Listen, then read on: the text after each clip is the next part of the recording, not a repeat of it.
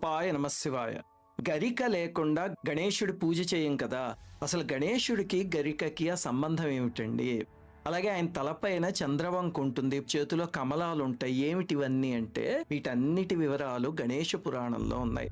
ఒకసారి దేవసభలో తిలోత్తమ నాట్యం చేస్తుంటే ఆమె అందాన్ని చూసి యమధర్మరాజు చెలించిపోయాడు. ఋషులు దేవతలు ఉన్నారని చాలాసేపు నిగ్రహించుకున్నా సరే చివరికి కామపీడితుడై వెళ్ళి ఆ సభలోనే అందరు ఎదురుగుండా ఆమెను కౌగిలించుకున్నాడు. తిలోత్తమ కూడా ఇబ్బంది పడింది. ఆయన అభాసుపాలయ్యాడు.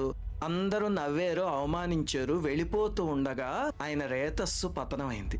కామము అవమానము అవి రెండు కలగలిపిన క్షణంలో పడిన తేజస్సు కాబట్టి తామసిక రూపం ఉద్భవించింది. మండుతున్న జ్వాలలతో భయంకరమైన రాక్షస రూపంతో అనలాసురుడు అని ఒక రాక్షసుడు జన్మించాడు. పెద్దగా పెరిగిపోయి 3 లోకాల్ని బాధించటం మొదలుపెట్టాడు. హాయిగా సభలో నాట్యం